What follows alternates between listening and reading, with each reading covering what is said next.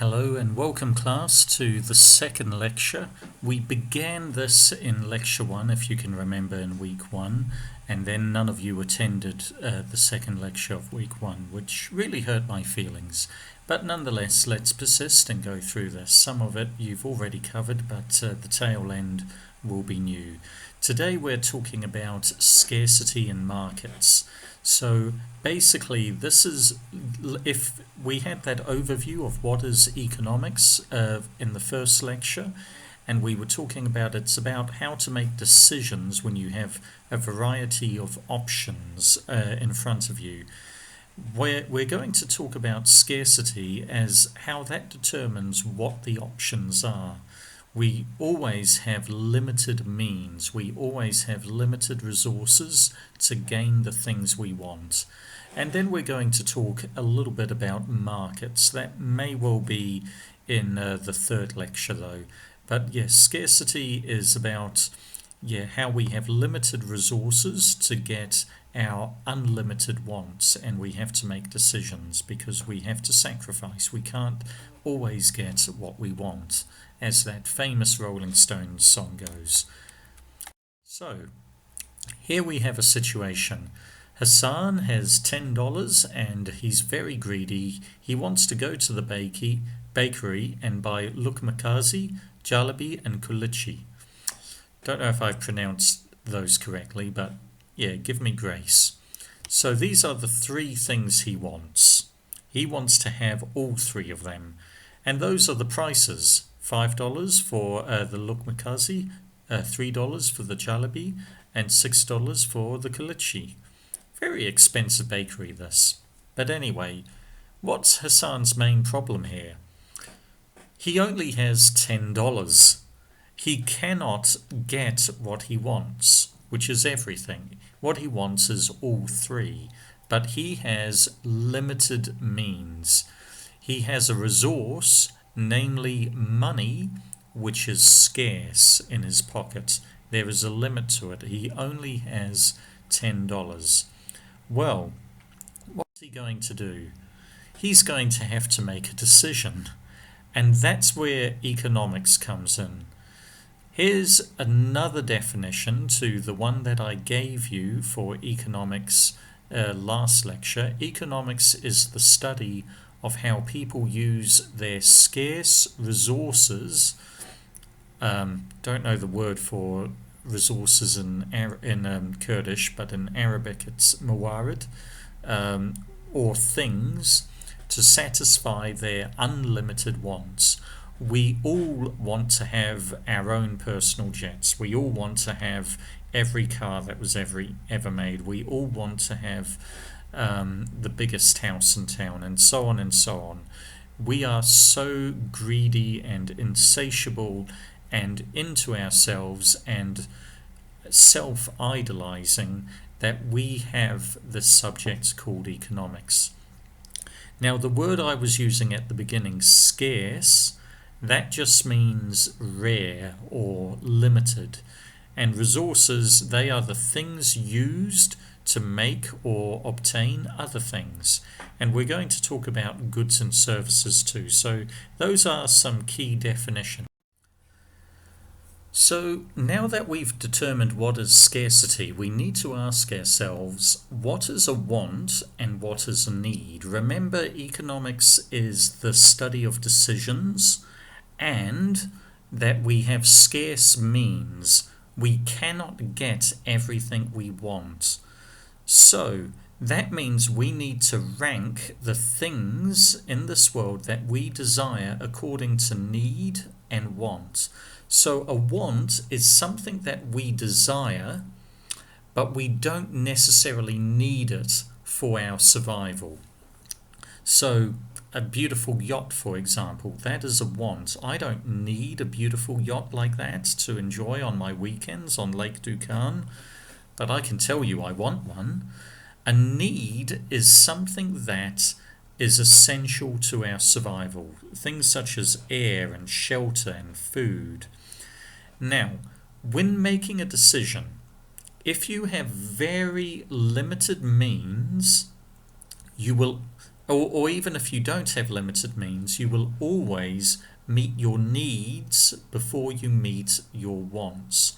So an example is, let's say Hassan has that $10, but the situation with the pandemic, his mum and dad, they've lost their jobs, they have no income, and they're locked at home, they have no money, and all they have for the entire family is $10 for the week. And Hassan has it in his little greedy hand. Hassan wants to buy sweets. He wants to go to the bakery and buy sweets. But he goes there, and instead, what does he do? He buys bread. Why does he buy bread even though he wants sweets? Well, bread has more sustenance. It is more of a need than sweets or lollies or sugary things. It's more essential for his family's survival. And so he will forsake a want before he forsakes a need. Now, this is a question though. It should be clear to all of you that if we think of everything in the world, we can easily say for some things, okay, a yacht, want, rice, need, water, need, an aeroplane, want. All of those things are easy, but what about other things? What about, let's say, a car? Now, do I, Alan Collins, do I and my family need a car? Well, it depends on your perspective. Is it absolutely essential for my survival? Well, probably not. My wife and I, we can probably walk a lot of places. We can probably take taxis to a lot of places. But my wife will probably have a different perspective. She will say it is actually needed for my personal security. There's a big problem in Erbil. I don't know if you're aware that Western women are advised never to use taxis alone because there's a huge problem of taxi drivers molesting and attacking foreign women who get in their taxis. It's a real shame on Kurdistan, unfortunately. So is it needed? Well, in terms of my wife's personal security, she may actually see a car as a need to a degree. We can survive without it, but is it merely a want?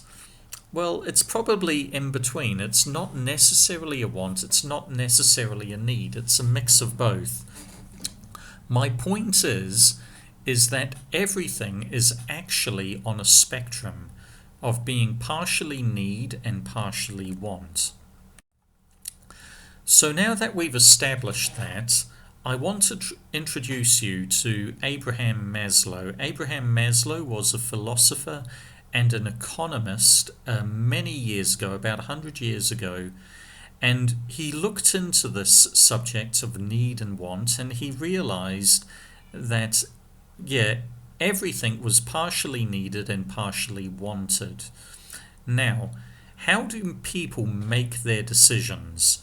Well, obviously, if they have limited means, which we all do, we're going to meet our needs before we meet our wants. But as we've already discussed, with the example of the car and my wife and herbal taxi drivers, everything is a spectrum between need and want. Abraham Maslow, he did a lot of research into economics, which is the study of human behavior and how they make decisions, and he developed what's called Maslow's hierarchy of need.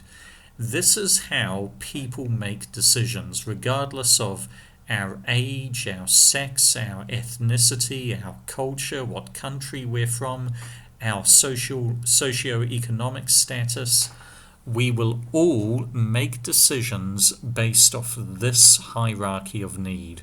It's been proven again and again, 1,000 times over.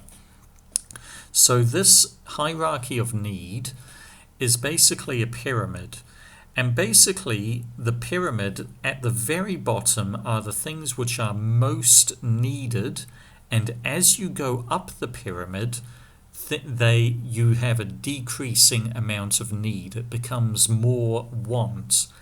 And so, if you have limited means, you're going to fulfill the bottom tiers of the pyramid and forsake the upper tiers of the pyramid. So, Hassan will buy rice or bread before he buys chocolates, as an example. If he has more money, he may well buy rice and bread with chocolates, but he's never going to buy chocolates without bread, if that makes sense. So Maslow realized that at the very bottom of the pyramid, you have physiological needs. The very first thing people buy, regardless of who they are, if they're rich or poor, they will make sure they will always meet their physiological needs. So they will make sure they have air, they will have water, food, shelter, a place to sleep, clothing. You've got to wear clothes. Yet, and also down here, very interestingly, is reproduction. It's very important across human societies and cultures that we fulfill reproduction. It's a basic human instinct. We will forsake all other things in order to reproduce. Above physiological needs, once you've got those basic necessities of life, air, water, food, shelter, and so on, you're going to look at your safety needs. So personal security. Remember, that's probably the tier that my wife would put our car in. She would say it's a thing which gives us safety. Employment. Education is also in this category here, safety needs.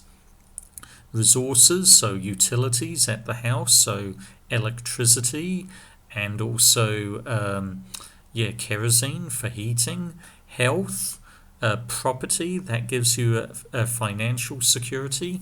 These are the next level up. It's not as needed as air, water, food, and shelter, but it's still pretty much needed. Above that is love and belonging. Do we need love? To a degree, yes. Do we want love? Well, yeah. It's a need and a want. So, intimacy, family, a sense of connection or fellowship or a sense of belonging, friendship, very important, but we will always forsake that if it means we have personal security. So we will run away. Syrians ran away from their country during the ISIS invasion in order to secure personal security, even though that they lost their families, they lost their sense of connection, because personal security comes before love and belonging. After love and belonging, we have esteem, so respect, status. Wasta is actually in this category, influence, having strength, and freedom. And freedom could be a variety of things. I think a very important one would be freedom of speech or freedom of self-expression. Those are important. But again, we will forsake those in order to get the red, orange, and yellow tiers of the pair met first. And then finally, the one that is most a want and least a need is self-actualization, becoming the person that you want to be. So this is real hedonistic happiness. So will Hummer quit being an engineer to become a woman's wedding dressmaker? Well, that is definitely in the blue tier, isn't it? There's no reason for safety need or love and belonging or it certainly won't gain him any respect or status. It won't meet his physiological needs in the same way that being an engineer will. Will he do it? Will he quit being an engineer?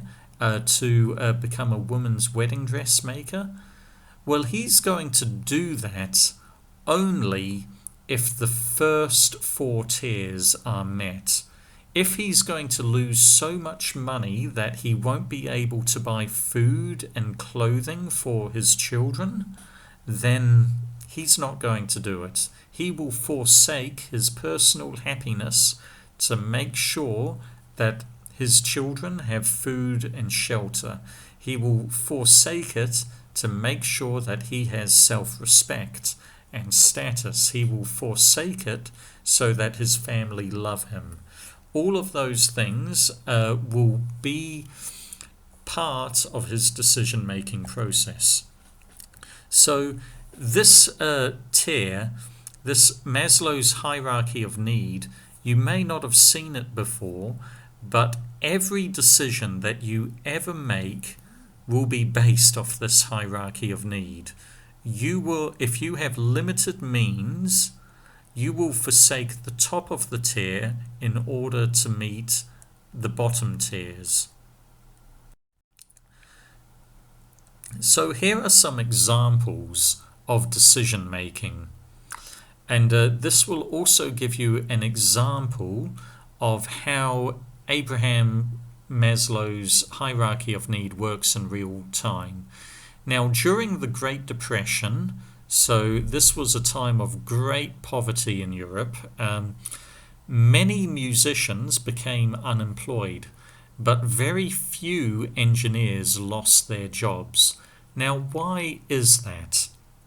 Well, if everyone is really poor, they're not going to want to be paying money to have people play music to them. Remember, this is before CDs and iTunes. If you wanted music, you paid to go to a concert, or you paid a musician on the street to play you a song. That people were not doing that nearly as much, so musicians were becoming unemployed. Engineers, however, what do they offer society? They offer things which actually come at the bottom of the Abraham Maslow's hierarchy of need. They give you roads, they give you hospitals, they give you sewage treatment. All of these things are safety needs, they are physiological needs. And so governments kept paying engineers to provide the basic infrastructure that people need for survival. And this is one of the great benefits of being a civil engineer. You are providing something which is at the bottom of the hierarchy of need. And so when you go through times of decline in society, we're going through this in a pandemic at the moment. The economy is failing all over the world. It's really declining. You're going to find that people such as artists or restaurant owners, people involved in entertainment, so things at the very top of the pyramid, they're going to struggle financially far more than doctors and engineers and accountants, because these people are providing a service that fulfills the bottom tiers of Maslow's hierarchy of need. Their jobs are more secure.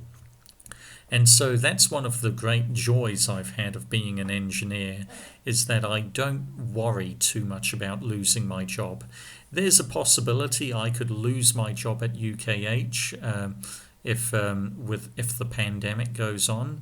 I'm not too worried about it. I know that I can find a job without waiting too long. Let's look at the second example here. Most Syrians hate Bashar al-Assad. They hate him. There aren't many Syrians who would talk very favorably about him. There's very little freedom in the country. If you are in Syria and you criticize Bashar al-Assad in a cafe, you could disappear. It happens all the time. There's very little freedom of speech in Syria. I would go to say that it's actually even worse than Iraq under the era of Saddam Hussein, which is saying quite a lot. But, however, despite that, many of them did not support the rebel forces that were emerging. I'm not talking about ISIS or a Nusra Front or those extremist groups, but the democratic rebel forces. They were seeking to overthrow him. Why did they not support them? Well, they realized that if Bashar al-Assad disappeared, it would send the country into an indefinite civil war. The Syrians have seen this happen with Lebanon. They've seen it happen with Iraq. And they value peace more so than freedom. Remember this in Maslow's hierarchy of need, that people will choose peace and security before freedom and esteem. So, this is actually a very common issue in the Middle East. There was a very famous journalist for Al Jazeera who was writing about Western influence in wars in the Middle East, and he was bemoaning how Western governments were quite bemused about the lack of support for Western invasions into their country. And what he wrote was that Westerners do not understand. For us Middle Easterners, we have a choice. We can choose freedom or we can have peace. We cannot have both. Now, if that's true or not, and I think it is to a degree, Middle Easterners, as with all people, will choose peace before freedom. We will give up freedom in order to have peace. So that's actually Maslow's hierarchy of need. Number 3. An American girl chooses to marry someone, and when she does, it's very important to her that she loves him. For an Afghan girl, that should be Afghan, not Afghani, an Afghan girl, loving her potential husband is not so important. Well, it's because basically, given the context, we know that the Afghan girl is very poor compared to the typical American girl. For her, she is much more looking to fulfill her physiological needs and security needs in a potential husband long before she can think about things like, will I be happy? Will he love me? Will I love him? Those things are just not so important to her. She wants security. She wants to know that she will have a roof over her head. The American girl knows that whether she marries someone or not, she has those needs met usually. And so it's very important for her that she loves him. The Afghan girl, not so much. Now, war is about to break out in New Zealand. Wiramu is a bread baker. He's a baker. And Rangi is a chocolatier. Those are typical New Zealand names, by the way. So Rangi makes chocolate, Wiramu makes bread. Who is the most worried about the war and why? Well, it's Rangi, of course. If people are going to go in a time of economic decline and there's not going to be as much money to go around, they're not going to buy as many chocolates, but they're still going to buy bread. In fact, they might even buy more bread because they can't fill themselves up with chocolate. Number 5. China and India both have the same population. I write a book called How to Be a Better Person. It is translated into Hindi and Chinese. Where will it sell more and why? Well, it's going to sell more in the country where there is more middle-class people, where there are more people who are interested in self-actualization and about becoming the person they want to be. You're never going to find a poor person living in a slum wanting to read a book called How to Be a Better Person. He's more concerned about survival. He's more concerned about having bread and shelter, and he's more interested in having security. His ambition is to have education and employment, not about how to be a better person. So I'm not actually too sure whether there's more middle class in India or China at this time. I think both countries have a growing middle class, so the book would probably sell quite well in both countries. Those are examples of Abraham Maslow's hierarchy of need in practice. And of course, the same can be said for engineering decisions as well. So, let's now talk about resources. So remember, resources are the things which we have that we can use to gain the things that we want and need. Now, they are factors of production.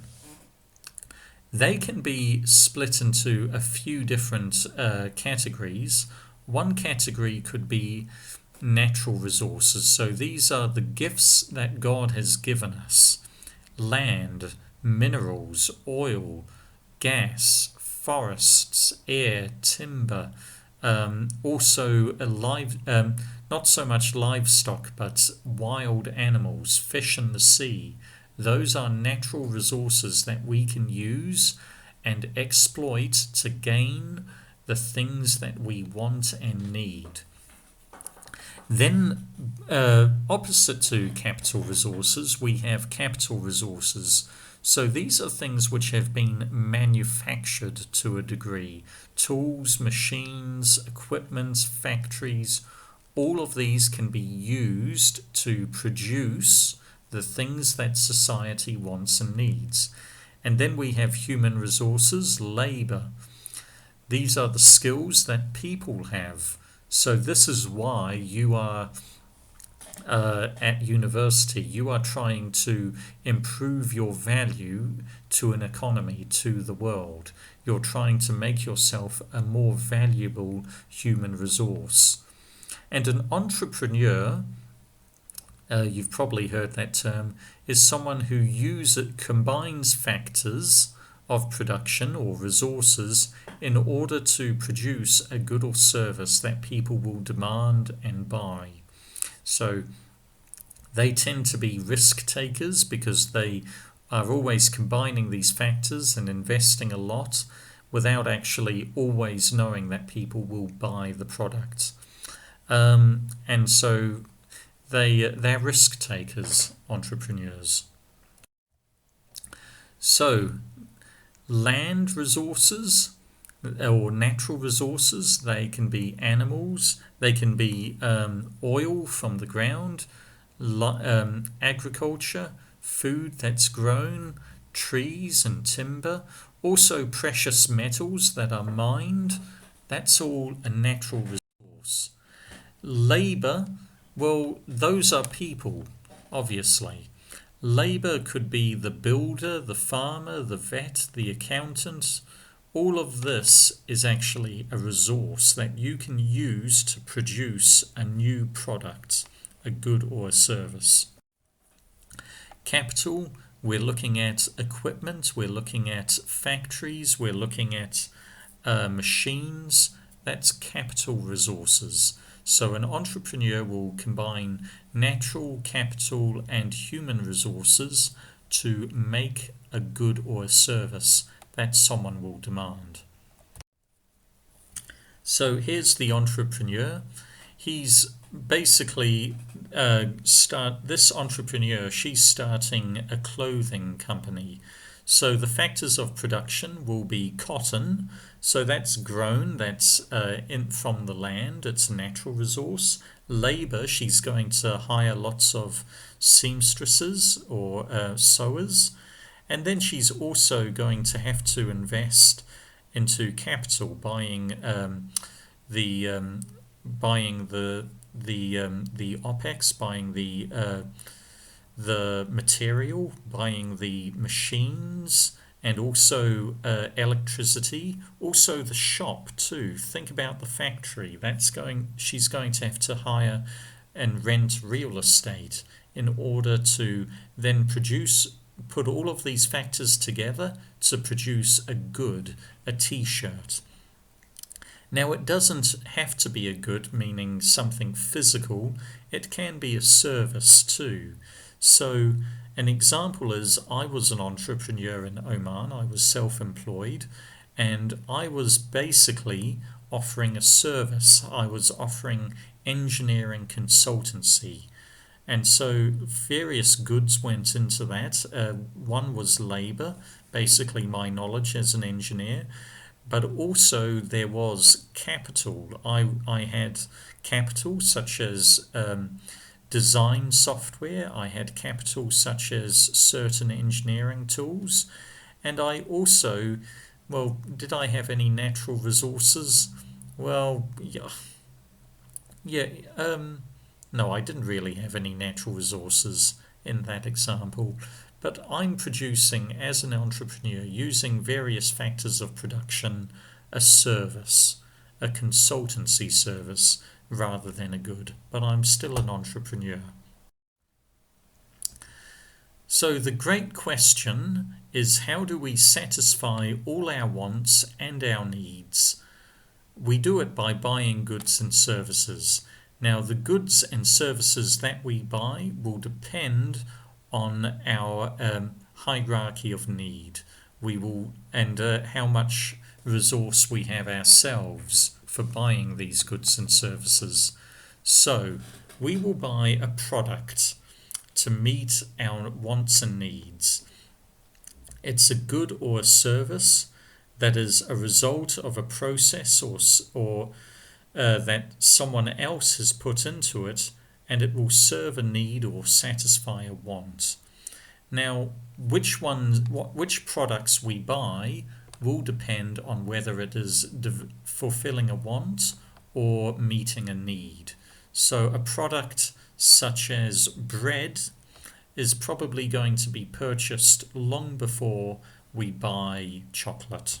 That's Abraham Maslow's hierarchy of need, yet again.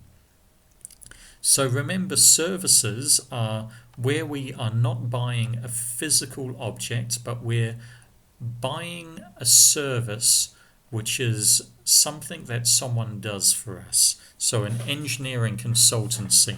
So it would be an example. What about going to the barber, going to the hairdressers? Am I buying a good off the hairdresser? Well, I might buy some shampoo, but I'm actually going to be paying for a service. I'm paying the hairdresser to cut my hair.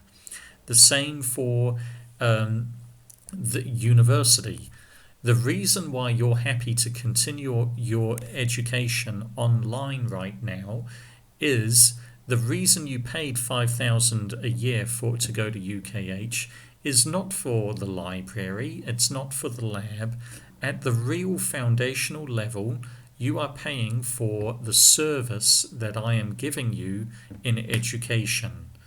You're not buying these lecture slides off me, you're buying my service as an instructor, as a lecturer.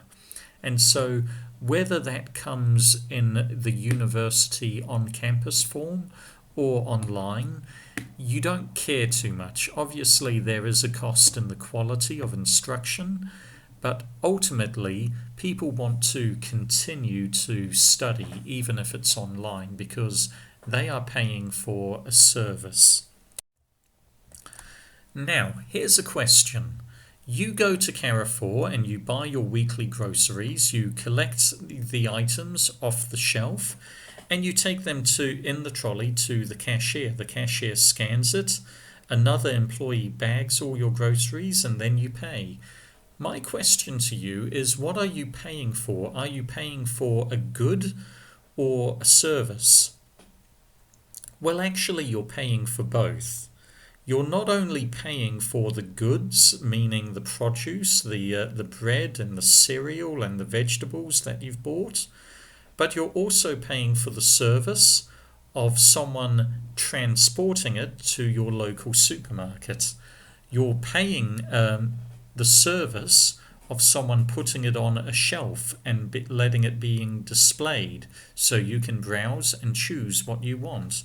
You're paying for the service of having it scanned so that you know so you can pay effectively. You're paying for the service of it all being bagged. And that is all factored into the cost that you will then pay. It's factored into the price. When you buy a can of tomatoes and you pay 2,000 dinar for it, that cost is not just the cost of the tomatoes, but also all of the services that you will be partaking in at the supermarket.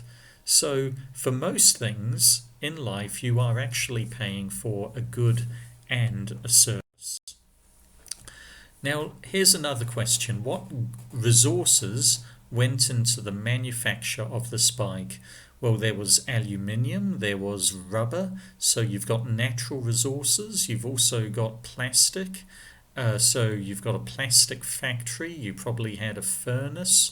You probably had a smelter to shape the aluminium, but then you also had labor. You had someone assembling the bike. You had people testing the bike.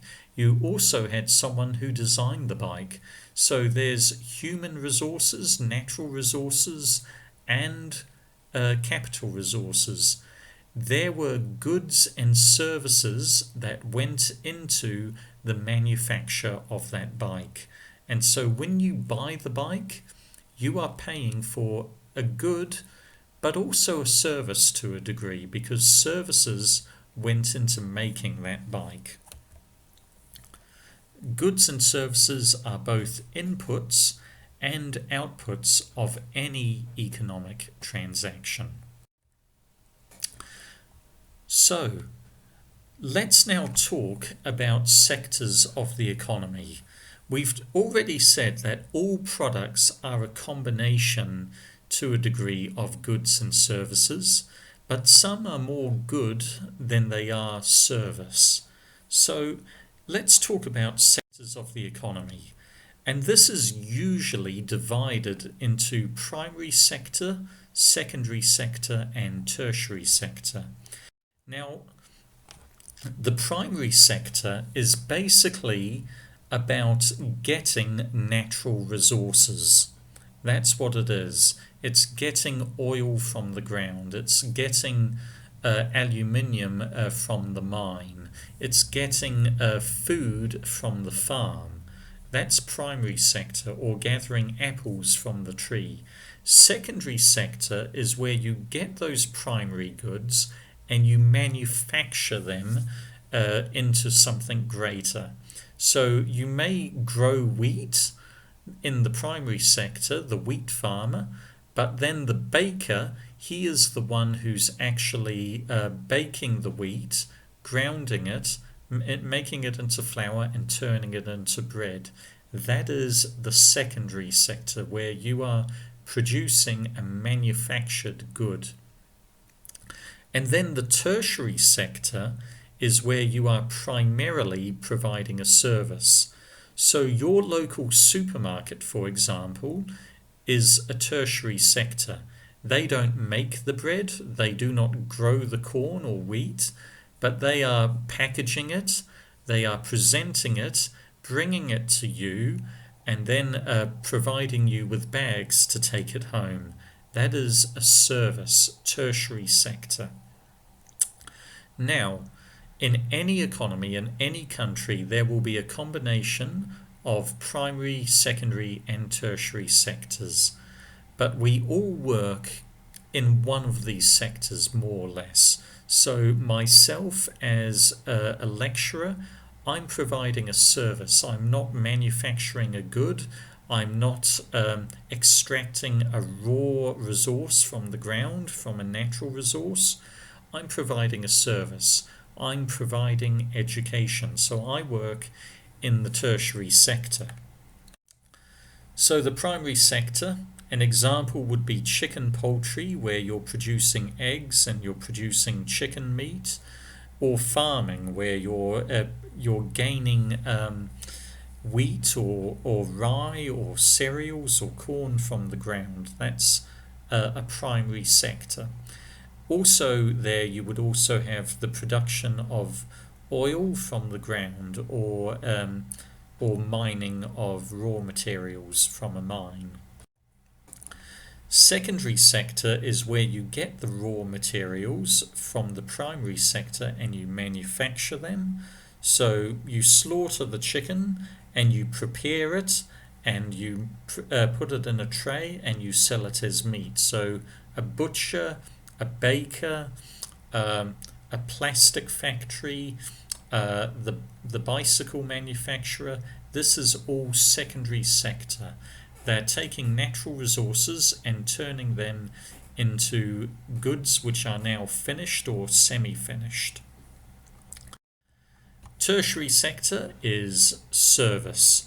So it's actually a service that is not a physical good that someone's buying, but they're buying the performance of a human being in some capacity.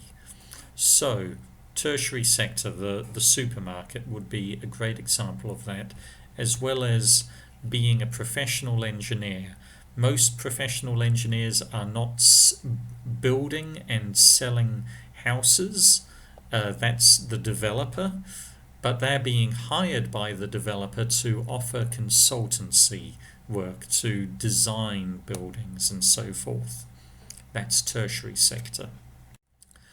So different economies in different parts of the world will have different portions of their economy in these different sectors. So Ethiopia is very much an agricultural economy. 80% of Ethiopia's GDP comes from the primary sector, from growing vegetables. There's a little bit of manufacturing happening in secondary sector, and then there's also a portion which is tertiary sector. Now, South Korea, on the other hand, is a very small country. They do not have a lot of room for farming. They also don't have any natural resources like oil, so their primary sector is very small, 7%. Now, they do actually have a very large secondary sector. Why is that? Because they're doing a lot of manufacturing, aren't they? They're Samsung, Hyundai, LG,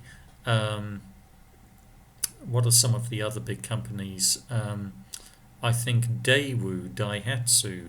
These are all secondary sector, and they're all South Korean companies.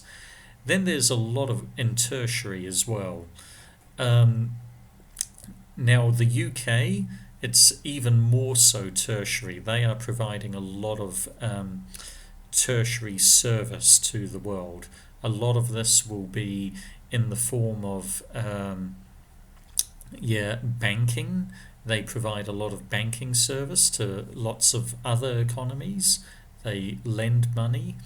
They also have a lot of work in military service too. So they are actually providing military support, not in terms of machines and tanks, but they're actually providing security to other countries, and other countries pay the UK for that. Kind of like The Godfather. Now, generally, the larger the portion of tertiary sector in an economy, the wealthier the economy is. However, a lot of those services in the tertiary sector are fulfilling self-actualization and not physiological needs. What are our physiological needs? The very bottom tier of Maslow's hierarchy. Well, it's food, it's shelter, it's water, Now, is that from the primary sector or tertiary sector? Well, it's far more primary, isn't it? So you will find that even though Ethiopia is far poorer, it's not going to be affected by a Great Depression to the same degree that the UK is, because they already, as a country at least, they're producing their physiological needs. So they're more resilient. And so this is one of the things. In the UK, you see that 1%? That 1% is farming. They are producing milk and they're producing vegetables, and they are making, there's not a lot of money to be made in the UK. But it's far cheaper for the UK to buy vegetables and meat from Ethiopia and New Zealand than it is to grow their own. However, the government subsidizes that 1%. They want some farming to happen. They want some milk to be produced in the UK. That's a policy that goes back to World War II. When World War II came to the UK, suddenly no one in the UK could actually import food from Africa. They couldn't import oranges from Spain. They couldn't get meat from New Zealand. And so everyone in the UK was going hungry. And so now the government subsidises 1% of the population to be involved in farming, even though it's not economically justifiable. They would make more money if they had them working in the secondary or tertiary sector. They do that so that if there's another war, they will still have food in the country. Okay, so we've now had a little bit of an introduction on scarcity and markets, and how because we have scarce resources to produce goods and services, we need to make decisions about what goods and services to produce. We also talked about how markets will basically respond to demand, and they will be split into three sectors. The primary, secondary, and tertiary sectors. Those are producers. Now, and consumers will then purchase those products, which could be goods and services.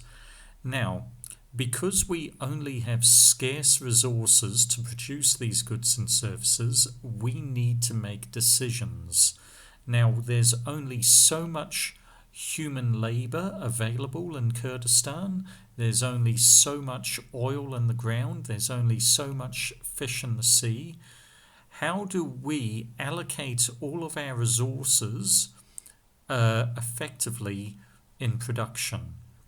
Because I could use the next hour for making a meal with my wife, or I could use the next hour with preparing lectures for you guys for your online learning.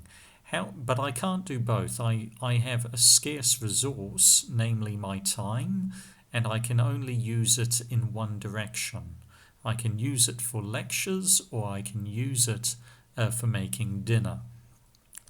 Now, the production possibility curve is basically a curve which demonstrates how two goods or services, the production levels of these will be affected depending on how we use resources and how we allocate resources between them. So it's basically just a learning tool. So let's go through, and I'll try and explain this as basically as I can. Here's an example. You have the Greater Zab River. It's the largest river in Kurdistan, and it has a flow rate of 200 meters cubed per second. That's actually true. That's what the Greater Zab River flows at the peak season with all the snow melt in the summer. Now, you can use that water. It's a resource. And you can use it for two purposes. You can run it through a dam. Just imagine for a second there's a dam on the Greater Zab River. There isn't at the moment, but imagine there is. And you can use it to generate electricity. Or you can pump the water out of the river and you can use it for farmland. You can irrigate land and grow lots of crops. But for whatever water you take out of the river for irrigation, you will be reducing the amount of electricity you're generating. Likewise, the more water you put through the dam for electricity generation, that is water you cannot take back and put into irrigation, because otherwise you would need to pump the water up and you'd lose all the energy in pumping. So you've got two choices for how you use that resource, the 200 cubic meters per second of the Greater Zab River water flow. Now, the production possibility curve is basically a curve in the shape that you can see that talks about how much, where you are allocating the water. So if you look at where A is, you are using all of the water to generate electricity. 200 cubic meters per second of water is being used to generate electricity. How much land is being irrigated? 0. Nada. Nothing at all. Now, if you were to look at D, for example, you're going to find that it's producing a lot of irrigated land and a tiny amount of electricity is being generated. And wherever we sit on that curve, that will determine the proportion of the water that is going to electricity generation and the proportion going to irrigation. Now, A, B, C, and D are all efficient. That means that we are efficiently using all of the water.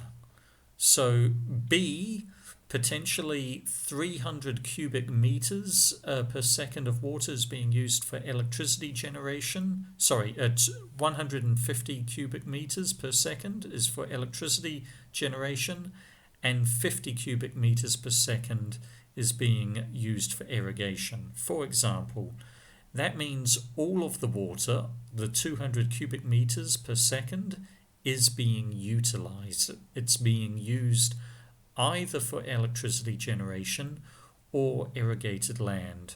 And you can say the same for C, D, and A as well. It is the efficient use of the water. But what this does not tell us is which is more profitable. Well, you will probably say, well, there's no money in farming. Obviously, it's A. The more electricity you generate, the better. Well, it could be that way, but we currently do not know what is the most profitable. The way we find out what is the most profitable is if the units for the x-axis and the y-axis were the same.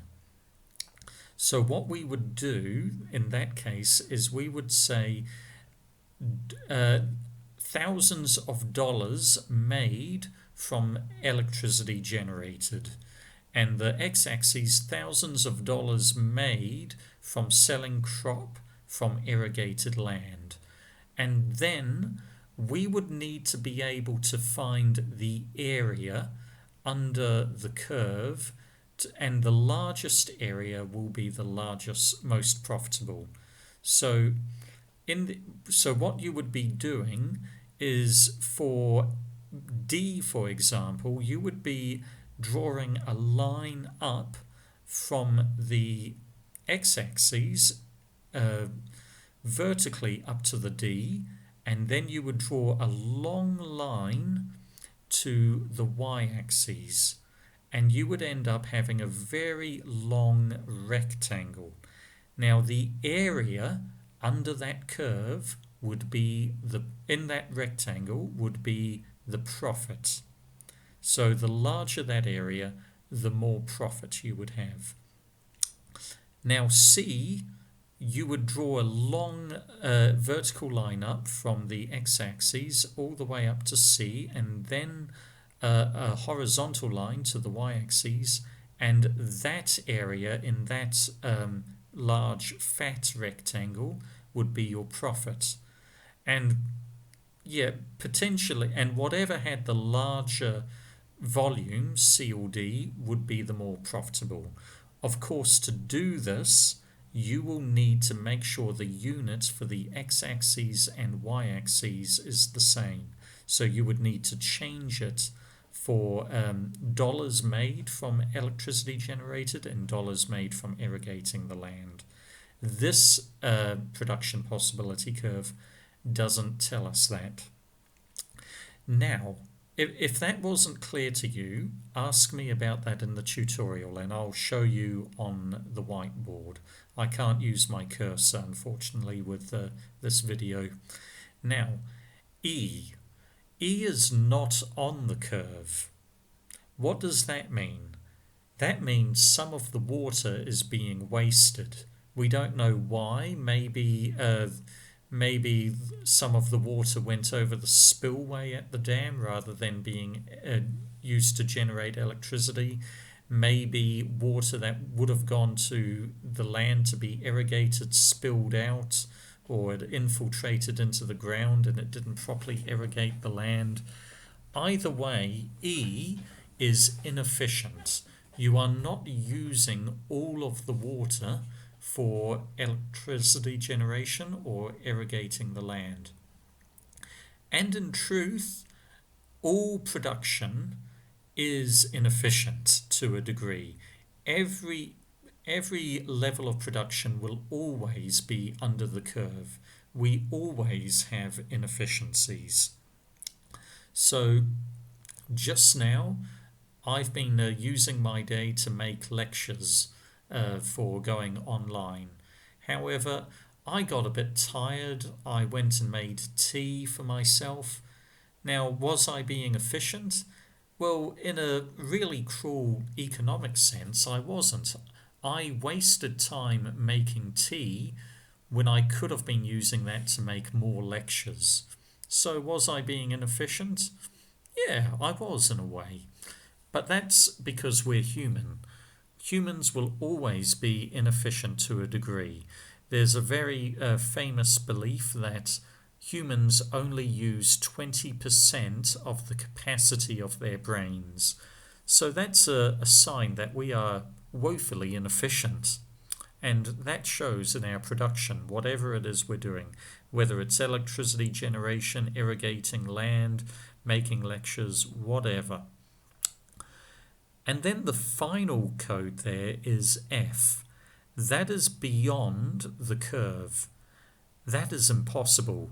You cannot produce at that level. You cannot produce that amount of electricity and that amount of irrigated land. It's impossible. So it's currently impossible, but that could change. What would happen if, because of climate change, the amount of water on the Greater Zab River increased from 200 cubic meters per second to 300 cubic meters per second?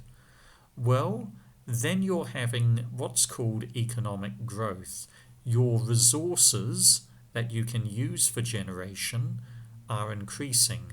And this curve, this red curve, will push out. It will get larger. And so F will then become possible. So that's an example of a production possibility curve.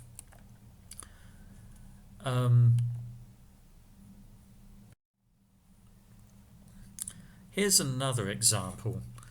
Let's say you are studying for your final exams. Now, let's say you, just for an example here, let's say you only have 2 modules. You're doing engineering economics and you're also doing calculus. Now, you only have so many hours that you can study for your final exams, don't you? You can probably study for 2-3 weeks and study for maybe 6 hours, probably less than that, maybe for 2 hours every day. How do you decide how you allocate your time, your resource?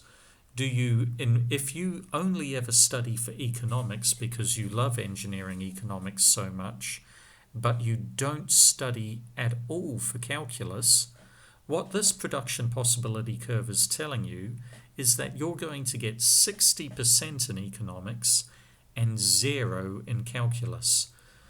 Vice versa, if you only studied for calculus and not at all for economics, you will get 85% in calculus and 0 in economics.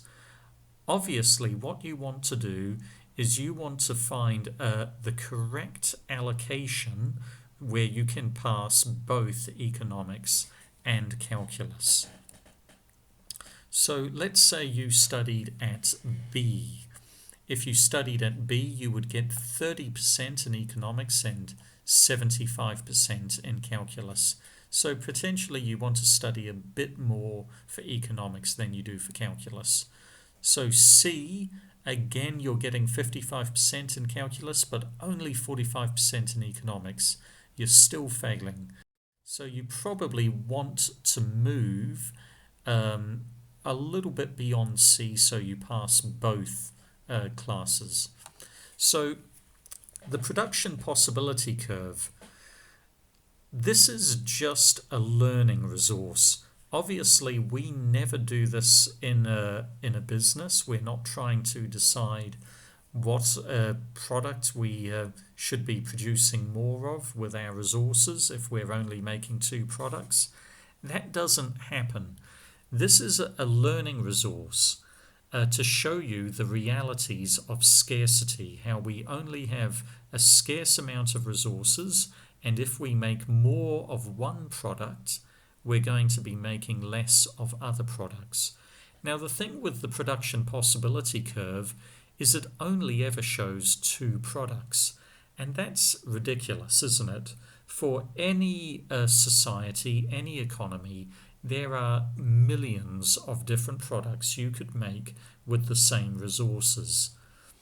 No 2 products use exactly the same resources, and in reality, there could be lots of different interactions. We need more than 2 axes and 2 products. So if we use all of our labor in Kurdistan for making oil, there's going to be less labor for agriculture, but there will also be less labor for manufacturing and for building and for police work and other things. There's a plethora of different products.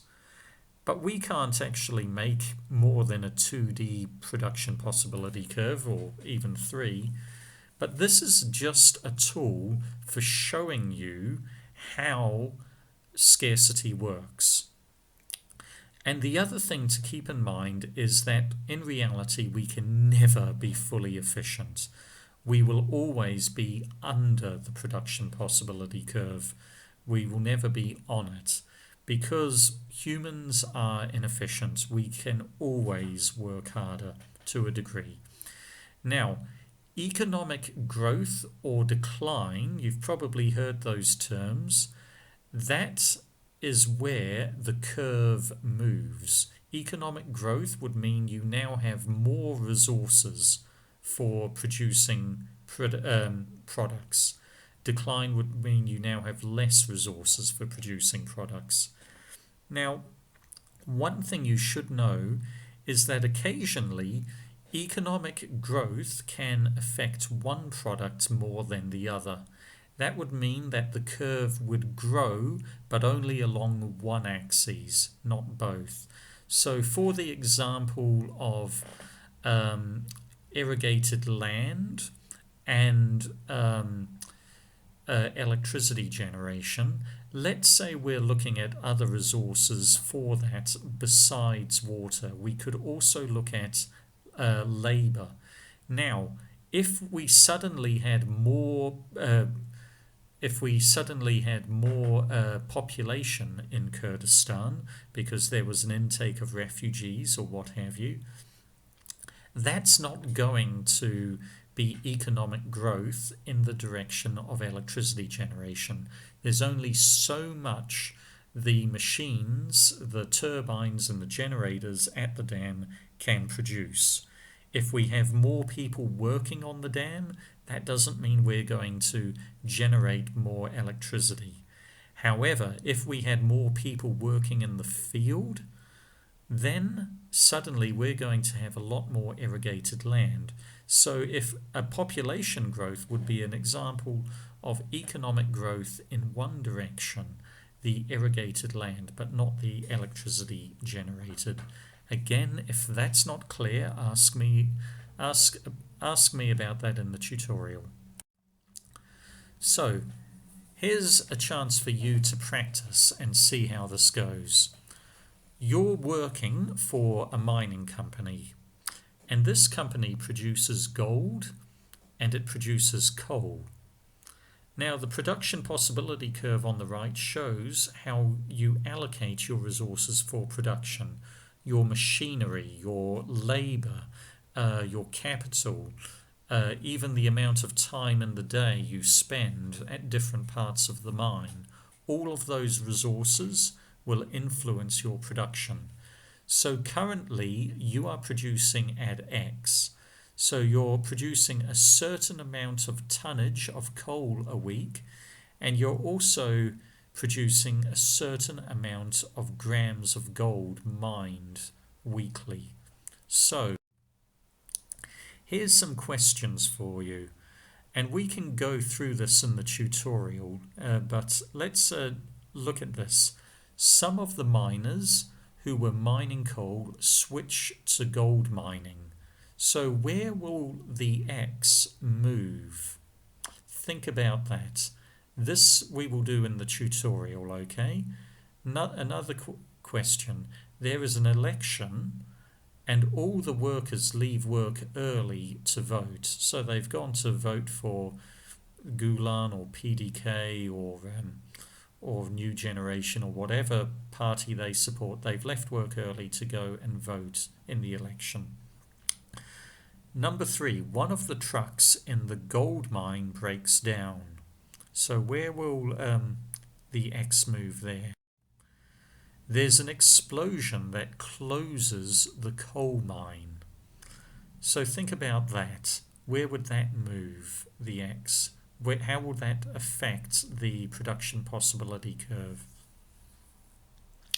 Now, the week after the explosion, the manager puts all of the resources into gold production. And number 6, a new seam of gold is discovered. Think about this. Think about how you would, how the production possibility curve will be changed if the X will move, and so forth. Once you do that, we can talk about your answers in the tutorial. Let's just continue with a few more. A new government regulation means that the quota or the amount of coal that the company can produce is capped. So the government is saying, I don't care what you do at the mine, but you will not produce more coal than this amount. It might be an environmental regulation or whatever. And so the coal production will have to decrease. Now, a new gold mining machine is purchased by the company. And 9, the male miners are replaced with female miners who are much harder working. Everyone knows females work harder than males. When men are at work, we put up signs. When females work, it just happens. But we have to put up signs when men work. 10, the manager decides to hire people not based on their ability, but based off their wasta. So, this happens a lot at lots of workplaces throughout Kurdistan. There's a lot of talk about this in culture. What does that do to production? Now, number 11, the workers only get paid half their salary this month.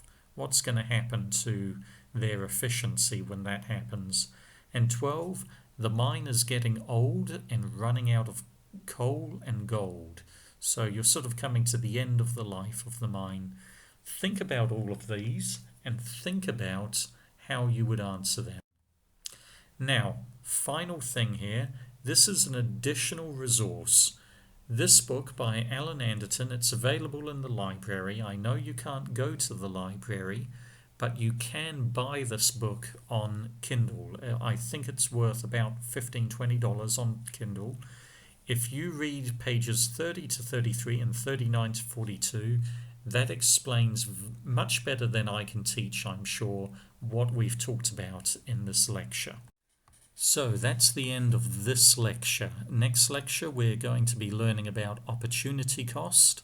So what I want to tell you, though, is that everything we've covered now, you should be able to do assignment 1.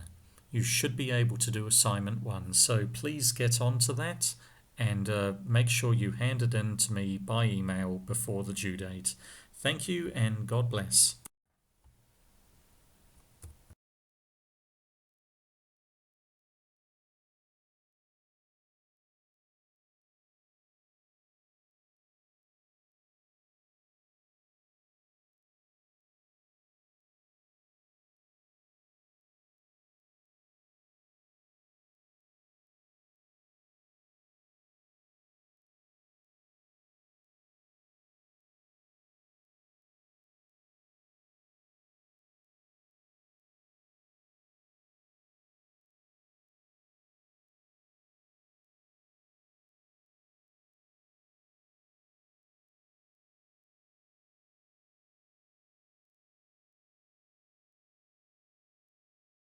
I'm Jacob Clifford, and I'm the host of Crash Course Economics. Stan! Your team, your co-host. Oh, all right, awesome. Yeah. Woo. Well, anyways, we're making our Crash Course Economics series at the YouTube space in lovely Los Angeles, California, because Mr. Clifford and I are both from Southern California. Yeah. Who are these no-names? Where are the Green brothers? If there aren't any Greens, I'm unsubscribing. How can you unsubscribe? What is this, some kind of a moving newspaper? Did we just get heckled by the Muppets? Sounds like it. Hey guys, listen, don't feel bad about not being green, okay? That's crazy. That's crazy. Hi guys, listen, being green is great and everything, but being Adrian and Mr. Clifford, well, that's great too. And in fact, you know, guys, it's not easy being green. I think I could sing a song about that. Can I sing with you? Of course, This is a dream. yeah. This is a dream. No. We can't afford the licensing agreement for that song, guys. Oh. Economics. Oh. Sorry. Well, okay, well, in that case, why don't you guys just introduce yourselves?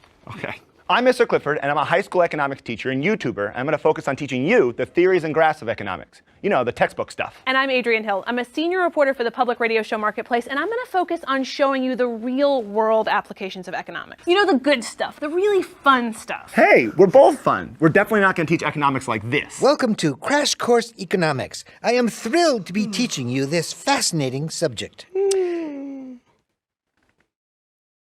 I'm sorry, Professor Honeydew, but that's why people hate economics in high school and college. Anyway, Statler and Waldorf have a point. The most important question in economics is, where's John Green? I mean, everyone knows he won a bronze medal in economics at the Alabama State Academic Decathlon. Well, John Green isn't hosting because economics. We'll explain later.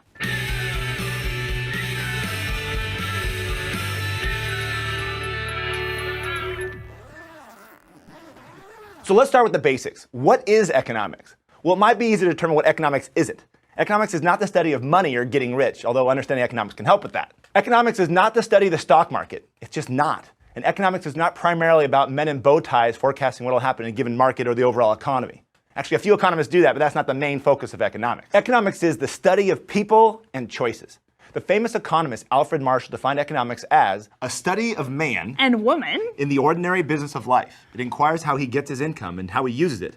Thus, it is on the one side the study of wealth, and the other, more important side, a part of the study of man. and woman. So let's talk a minute about what else econ is. Economics is an 18-year-old deciding whether to work or go to college and how that affects her future income. Economics is a company deciding whether to produce smartphones or tablets and how that's influenced by what we consumers want to buy. Economics is the government deciding whether to increase its spending when there's a recession and if it's worth going into debt. So despite what you might think, economics is not boring and dull. Okay, some of it is, but it's not all like that, I promise. It's awesome. Understanding econ can forever change the way you think and problem solve. Our job over the next 40 weeks is to teach you concepts that will help you understand the world and hopefully make it a better place.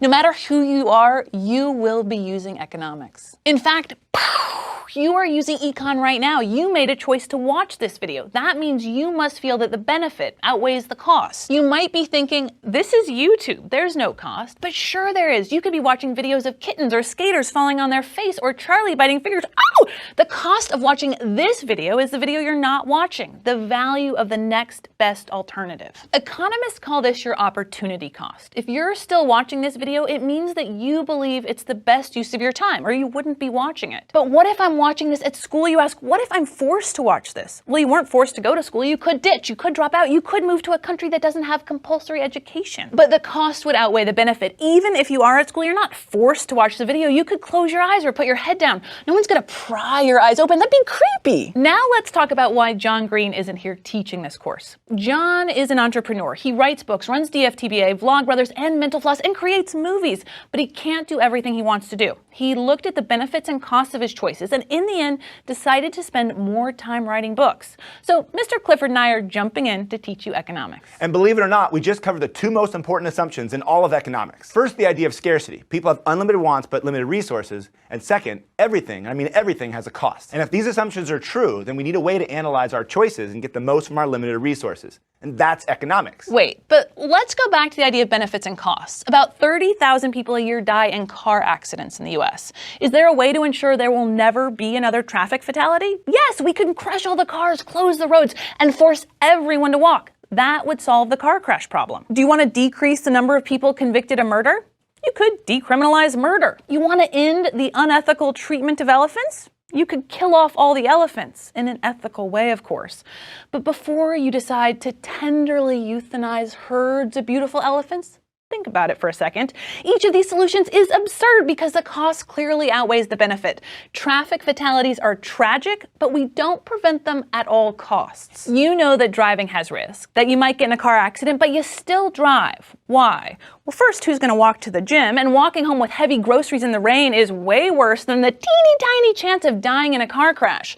The point is, individuals, businesses, and countries can't have everything. So they're forced to weigh the benefits and costs of their decisions and make choices. Let's look at another example. Military spending in the United States is over $600 billion per year. That's close to what the next top 10 countries spend combined. There are a total of about 20 active aircraft carriers in the world today, and the US has half of them, and it's building more. The opportunity cost of those aircraft carriers could be hospitals, schools, and roads.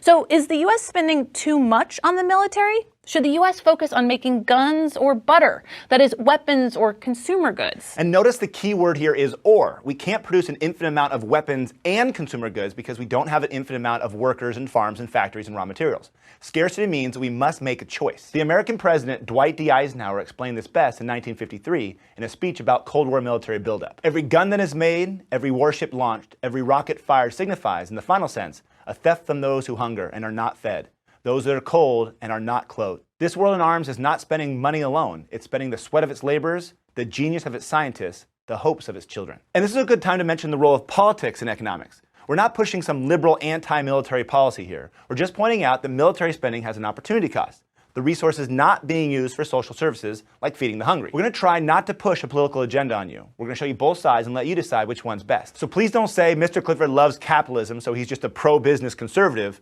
or Adrian's talking about environmental regulation, so she's an anti-business liberal. Yeah, we are pro-business, and you are too. I mean, where do you think your computer came from? That computer was brought to you by capitalism and the private sector. But that being said, the security and laws, roads, and that traffic ticket you got the other day came from the government. Conservatives and liberals fight over the details, but the free market alone can't solve all of our problems. And the government can't solve all of them either. Government officials use economic theories to guide public policy, and their effects are widespread and affect billions of people. Sometimes the theory is flawed, but many times the policy is flawed. Economists suggest policies based on theories supported by data and understanding of incentives. Having the right incentive is key. But the right incentives can be hard to figure out. Take, for example, public colleges and universities. Many of them used to get state money for each student they enrolled. That meant universities had financial incentives to focus on recruiting as many students as possible, but not actually helping them succeed once they were in class. So states have started changing the incentives. Now, more and more states reward schools for the number of students that complete courses or earn degrees. And in some places, this has worked. It's helped schools increase their graduation rates by shifting money from marketing budgets to programs to help students do better. But those incentives can also backfire if they're poorly designed. A university that gets money for graduates could push students through the program without giving them a good education. It might want to admit only students who come in with super high test scores, instead of considering other factors that might make them good candidates. It might push students into less rigorous majors. But incentives can help solve problems without adding more resources. You just have to get the incentives right. Many non-economists assume that the way to improve things like healthcare is to spend more money. Economists would point out that the U.S. already spends almost twice as much per person as other rich countries, and in many cases, they get worse health outcomes. Economists would also say that rather than spending more money, we need to make sure that insurers, hospitals, doctors, and patients have incentives to produce the most effective care possible at the lowest cost possible. The point is, if you mess up the incentives, the policy's not going to work. When Vietnam was under French colonial rule, the regime issued a bounty on rats to exterminate them, giving money to people for handing in rat tails. I guess because piles of rat bodies were too gross. The plan backfired. To make as much money as possible, the rat catchers cut the tails off the rats and released them, allowing them to make baby rats. The policy actually increased the rat population. It made things worse. We'll talk more about this idea of perverse incentives in another video when we talk about the 2008 financial crisis. Again. For now, let's go to the thought bubble. Speaking of 2008, people sometimes criticize economists asking why didn't they predict the 2008 financial crisis, or why can't they agree on what the government should do or shouldn't do when there's a recession? These criticisms fail to distinguish between macroeconomics and microeconomics. Specifically, all these complaints are about macroeconomics. Macro studies the economy as a whole. It looks at the whole nation's output, unemployment, inflation, interest rates, government spending, and growth. Macro answers questions like, will unemployment rise if there's an increase in taxes? Will an increase in the money supply boost output or just increase inflation? Will a slump in European economies cause the US economy to slow down? Macroeconomists get more airtime because they predict the direction of the overall economy and work with the media and businesses and Congress and the Federal Reserve. But less than half of all economists are macroeconomists. There's a whole other side of economics that look at different questions. How many workers should we hire to maximize profit? If our main competitor releases their product in May, when's the best time to release our product? And which is better for fighting climate change, a gas tax or increase in fuel efficiency? These are all microeconomic questions. They're not about predicting GDP or measuring unemployment, but they are crucial questions that economists must answer. Also, if you don't know what GDP is or what a high or low unemployment rate is, don't worry, we'll get there. So macro and microeconomists are two different groups asking different questions under one academic umbrella. If economics was biology, macroeconomics would be ecology, while micro would be cell biology. If economics was physics, macro would be cosmology and relativity, while microeconomics would be Newtonian mechanics. Thanks, Thought Bubble. Stan, I've always wanted to say that, and I can cross off my bucket list. Now I've ring the opening bell at the New York Stock Exchange, arm wrestle Ben Bernanke, and swim in a giant pool of money like Uncle Scrooge. Obviously, we're glossing over the details, but we promise to cover everything in the next 40 weeks. From supply and demand to monetary policy, we'll cover it all, except for maybe the giant pools of money. We can't promise you that learning economics will make you wealthy, but we can promise that learning economics will enlighten your mind and make you a more informed decision maker. And that makes us all better off. Thanks so much for joining us. We'll see you next week. Thanks for watching Crash Course Economics. It was made with the help of all these nice people. They work on the show because there's financial and implicit benefits that cover their opportunity cost. Now, if you want to help them with those financial benefits, consider going over to Patreon. It's a voluntary subscription platform that allows you to pay whatever you want monthly to help make Crash Course free for everyone forever. Thanks for watching DFTBA.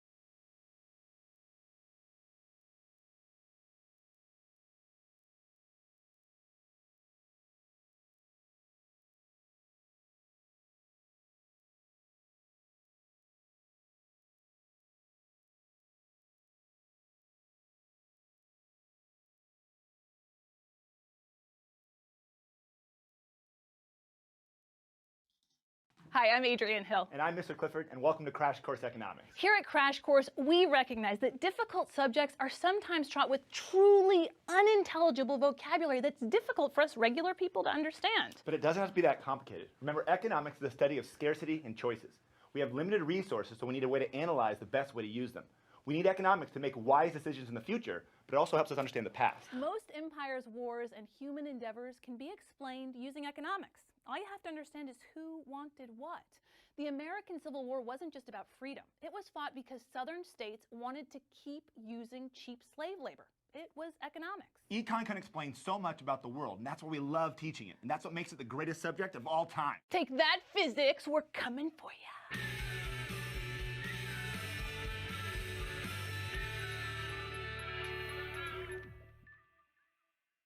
Let's stick with this history theme and talk about the progress of humanity throughout the ages. Using measurements like life expectancy, child mortality, and income per capita, we can show the majority of humans that ever lived had terrible lives.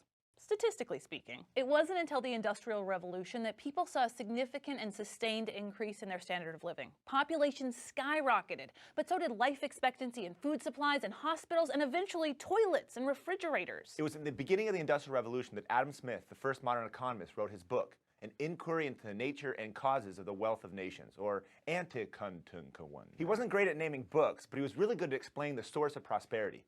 Smith concluded that it was specialization, what he called the division of labor, that made countries wealthy. Let's go to the thought bubble. When I think of specialization, I think of a pizza restaurant where different workers have specific tasks like preparing the ingredients, making the pizza, putting it in the oven, taking it out, and putting it in the box. This division of labor makes each worker more productive since they can each focus on the thing they do best. And they don't waste time switching between jobs. But specialization goes beyond the assembly line for pizza. To produce the cheese, there was a dairy farmer who specialized in raising cows. The oven was designed and manufactured by people who specialize in engineering ovens. The friendly mustache guy in the pizza box, someone had to stamp him on there. I love that guy. Adam Smith observed, in every improved society, the farmer is generally nothing but a farmer. The manufacturer, nothing but a manufacturer. The labor necessary to produce any one complete manufacture is almost always divided among a great number of hands. Imagine what it would be like to make a pizza completely on your own, from scratch. You would have to grow the wheat and tomatoes and raise the cow. You would make the flour, the cheese, the oven, the pan, and then draw the mustache guy in the box. Without specialization, if you want something, you have to make it yourself. And for thousands of years of human history, specialization was, well, pretty minimal. Of course, humans specialized prior to the Industrial Revolution. It's one of the marks of civilization that we mentioned in our World History series. But the modern era has taken this to the extreme. Think of how many people from how many different specialized fields it takes to make a smartphone. All of them working in harmony so I can tweet my super profound thoughts. Thanks, Thought Bubble. So specialization makes people more productive. But Adam Smith said that it's trade that makes them better off. Assume that John can produce either pizza or t-shirts. If he's way better at producing pizza, then he should specialize in making pizza and then trade with someone else like Hank, who's way better at making t-shirts. Everyone knows Hank's better at making t-shirts, right? With trade, each of them can end up with more pizza and shirts than if they tried to make them on their own. To fully explain this idea of the benefits of trade, we need to show you an economic model. But before we go any further, know that economists geek out over models and graphs. Don't get all worked up about the numbers. They're not that complicated. Models are just visuals to help us simplify and explain concepts. It's time for the model, so let's go to the runway. Now, this is the first graph you'll see in an economics textbook. It's called the Production Possibilities Frontier, or PPF. The PPF shows the different combinations of two goods being produced using all resources efficiently. Now, here's a made-up example. If the United States uses all of its workers and factories to produce airplanes, it can produce 500 per day, but it can't produce any shoes. Now, if they use all their resources to produce shoes, they can produce 1,000 tons per day, but they can't produce any planes. Now, because the United States has limited resources, they can't produce any combination beyond the Production Possibilities Frontier. So it's impossible to produce 500 planes and 1,000 tons of shoes. Wait, Mr. Clifford, I want to stop you here for a second. We don't live in a world where there are only two things that a country can produce. There are like a million things that U.S. workers can choose to make. Toilet paper, zippers, adorable stuff, kitty cats holding heart, artisanal sauerkraut. We don't live in a world of just shoes and airplanes. So what's the real world value of the Production Possibilities Frontier? The idea is once you really understand that there's trade-offs between producing two goods, that same logic applies to any number of goods. And adding additional goods makes it more complex, but doesn't really add any more insights. So economists usually stick with just 2 goods. Now, what if American companies mismanage their resources and tried to produce planes in shoe factories and shoes in plane factories? Well, they'd be at a point inside the production possibilities frontier showing an inefficient use of resources. So every possible combination inside the curve is inefficient, and on the curve is efficient, and outside the curve is impossible. Now let's compare this PPF to China's. China can produce 100 planes per day or 800 tons of shoes. Since the United States can produce more planes than China, they have an absolute advantage in the production of planes. The US also has an absolute advantage in the production of shoes. Since the US can produce more of both goods, you might think there's no reason to trade, that they should just produce both on their own. Well, no, remember, specialization in trade makes people, and in this case countries, better off. Now stick with me. Let's calculate the opportunity cost for the United States to produce 1 plane. Every single time they produce an additional plane, it costs them 2 tons of shoes. China, on the other hand, gives up 8 tons of shoes for each plane they produce. And since the US has a lower opportunity cost, they have what's called a comparative advantage. China has a comparative advantage in the production of shoes. But here's the best part. If the US specializes in planes, they can import shoes from China at a lower opportunity cost than if they produce shoes themselves. For example, if these 2 countries make a deal to trade 1 plane for 4 tons of shoes, the US would be better off. They would rather get 4 tons of shoes per plane from China than only get 2 tons of shoes per plane by making shoes on their own. Now China is also better off. They would rather trade 4 tons of shoes for a plane than give up 8 tons of shoes for producing a plane on their own. Now hopefully your head isn't spinning. Being able to do these calculations is good, but it's more important to understand the main idea. Individuals and countries should specialize in producing things in which they have a comparative advantage, and then trade with other countries that specialize in something else. This trade is mutually beneficial. Now that's the production possibilities frontier. In the real world, it's way more complicated than the simplified model, and we're only in the beginning. So this graph is super simplified, but the idea that countries should focus on producing the products for which they are better suited is huge. Way huge. In reality, the US is the world's leading manufacturer and exporter of airplanes. It produces more than 40% of all planes. At the same time, the US produces less than 2% of the world's shoes, electing instead to import them from countries in Asia. The graphs aren't real, but the concepts are. Another reason you should learn this is because you might hear a politician or someone on the news argue that international trade destroys domestic jobs. And even though it may seem counterintuitive, economists for centuries have argued that trade is mutually beneficial to whoever's trading. Now you know why. Now, to be fair, there are all sorts of other intolerable issues associated with international trade, like child labor, dangerous working conditions, and pollution. And we promise to address these in a future video.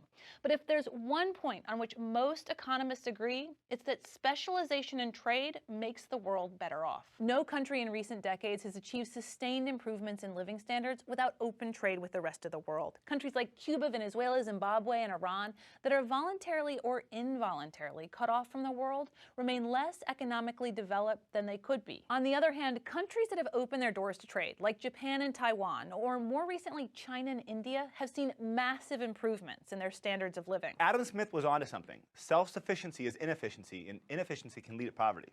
Next time, we'll show you how some of these ideas get turned into economic systems and how these systems contribute to the differences between countries. Thanks so much for watching. We'll see you next week. Crash Course is made with the help of all these nice people who've explored the far reaches of the production possibilities frontier to bring you this show. If you want to keep Crash Course free for everyone forever, please consider subscribing over at Patreon. Patreon is a voluntary subscription service that allows you to pay whatever you want monthly and make Crash Course exist. Thanks for watching. Don't forget to be irrationally exuberant.